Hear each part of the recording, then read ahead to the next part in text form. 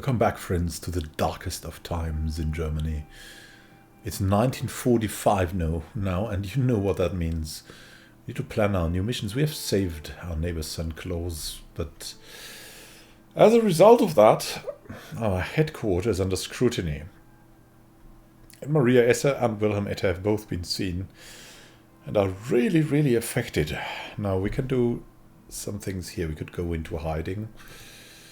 We have some marks to do that, and we should really send them in there. Maybe Kurt Worth along with them. Setting up a workshop will also do something.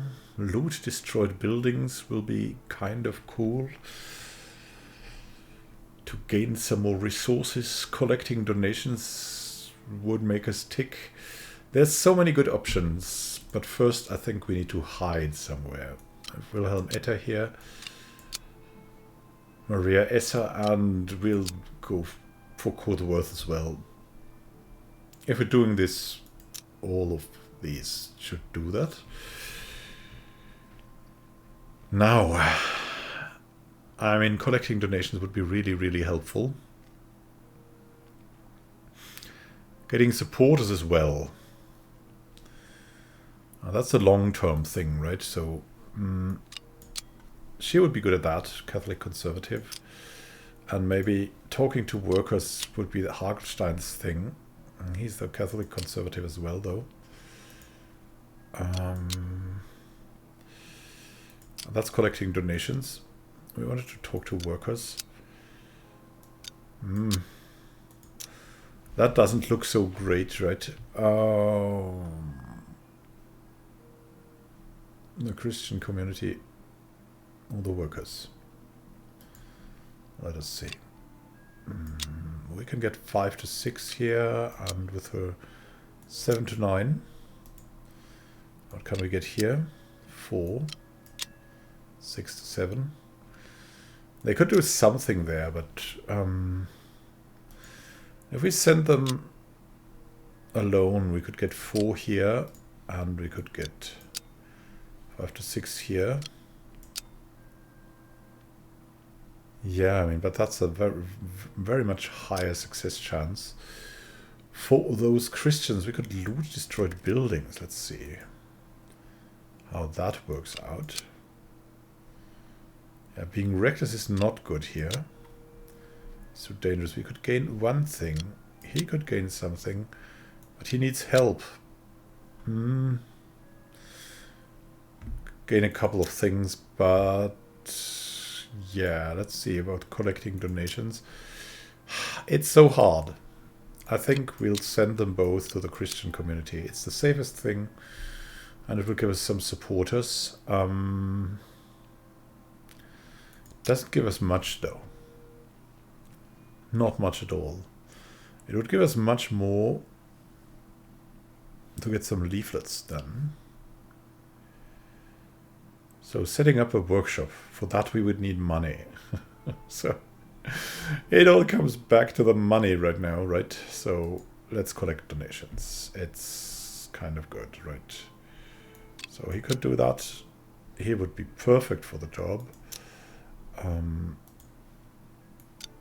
Could she do that here? Not that much. He could do it, would be perfect for that. And here she could do it. She would be okay for the job. So let's send her here. And let's send Hagelstein to Kreuzberg. And then hope for the best, my friends, and hide a little bit.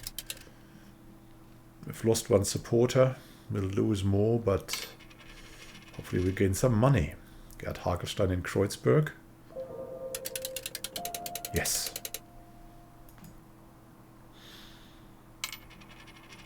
And Karl Leopold in Wedding.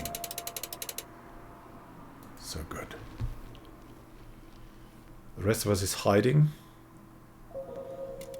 We feel much safer than before. The moral of the group is though very low, and so is your own.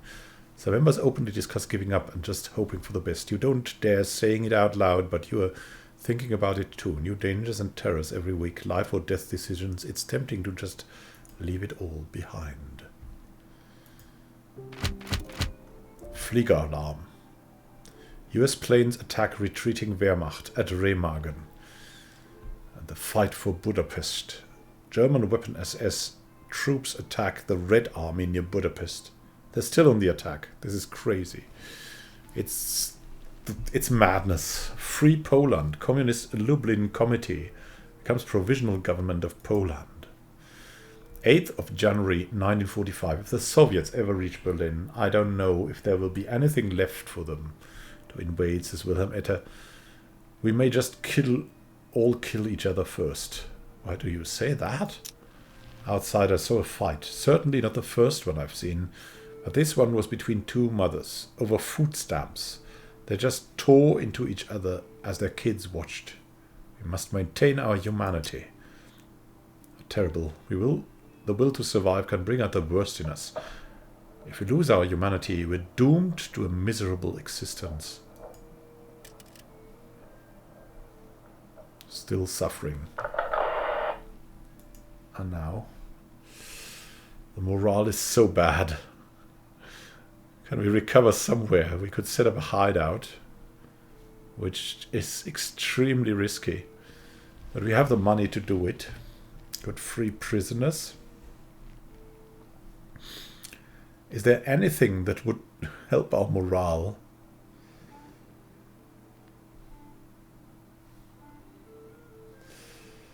It doesn't look good. It doesn't look good. Maybe in the hideout.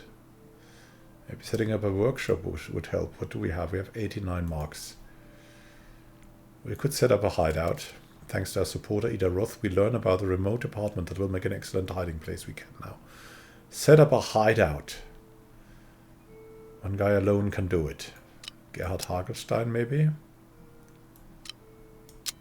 I don't know. We'll see about that. Let's see what we can do here. 70 marks, we can free prisoners. But rather, we need money. We need a lot of money still. So, we need money and supporters. We need to set up a hideout. Who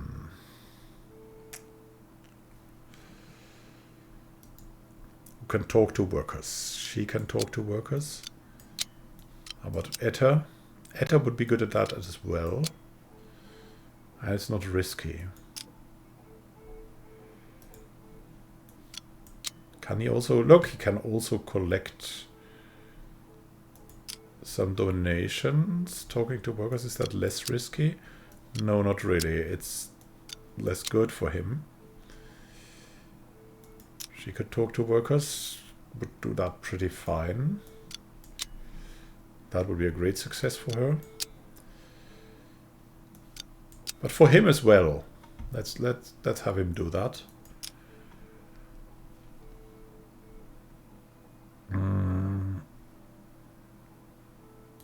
Collecting donations in wedding. Yeah, Hagelstein is great at that. Just great.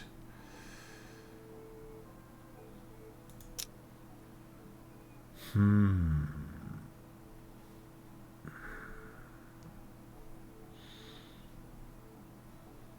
loot destroyed buildings though. And that could be done by him as well. So let's see. Maria Esser at this. Kind of not good. Karin.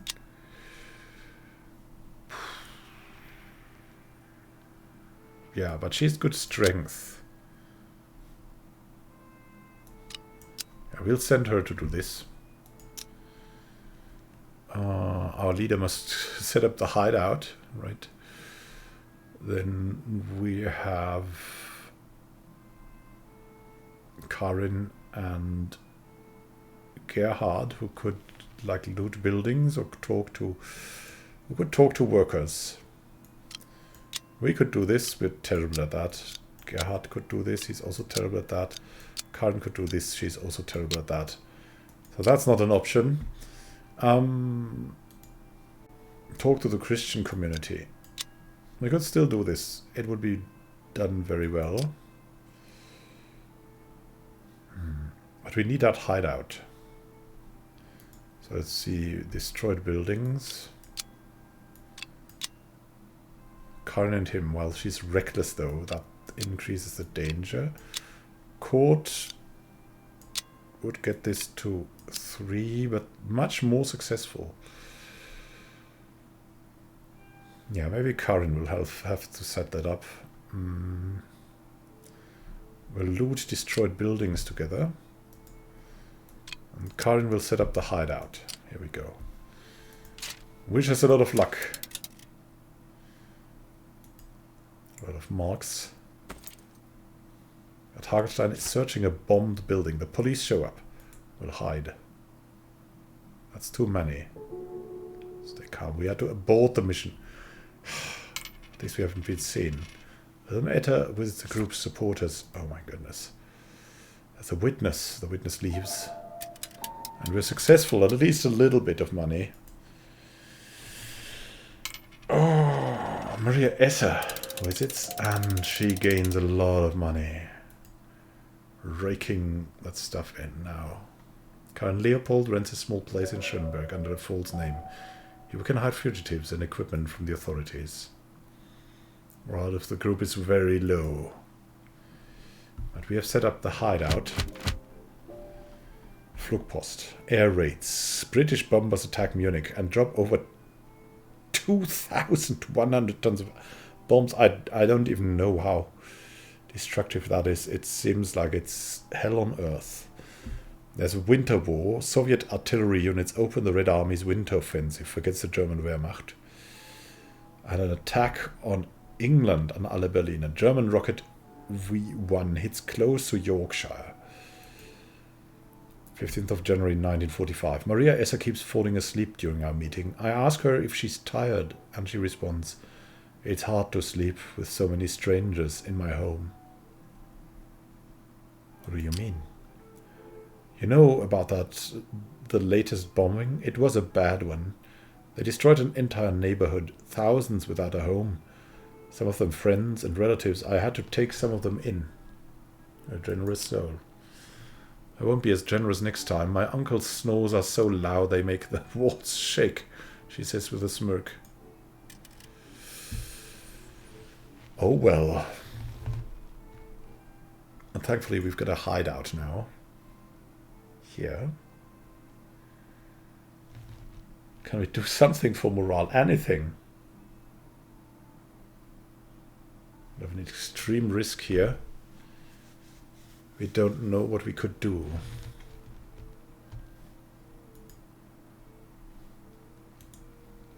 I've not found anything at all. We could set up a workshop. We have 55 marks. Buying paper needs 20 marks. Setting up that workshop, eh?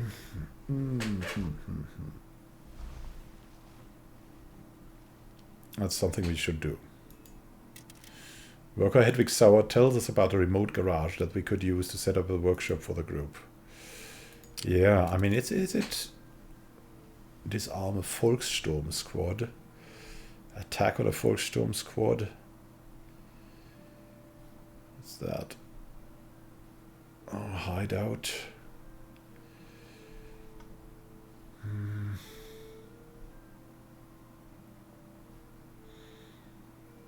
My goodness me. What could we do anywhere? The morale is crazy low. Seems like the group will fall apart just that way. Maybe we need to do something extreme. We need maybe to contact the British Army.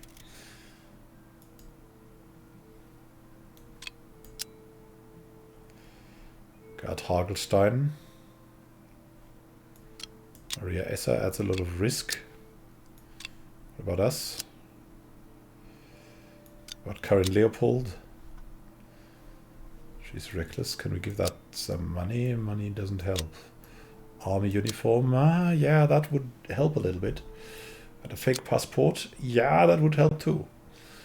Yeah, we need to contact the British Army. If we can do that, that would be great. So let's try this.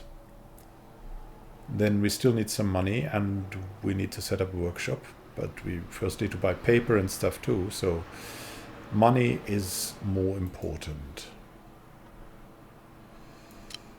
Let's send her here to wedding, that would be great. We could send her here to Kreuzberg, that would be even better. Would he be good here? No, he would be terrible. I think he's okay here. Kreuzberg. And she will go to wedding. And now let's hope for the best. Let's contact the British. Make some money. Willem Etter visits the group's known supporters among workers in Kreuzberg to ask for additional donations. He's successful. People are upset about the latest atrocities and are willing to help the group. And Maria visits the group known supporters in wedding. Oh, there's a witness. We need to hide. The witness leaves and she's successful. She gets only half of it, but it's still good. It's still good. She has me see now. Wish us a lot of luck. Stay calm and move on. The Gestapo are leaving. We're successful. Our contact on the British side has given us some valuable information. Cool things has been seen. If we get some intel. We've contacted the British. Thaw has set in, and the winter sun shines on my face, but it's still freezing cold as I ride my bike through Schöneberg.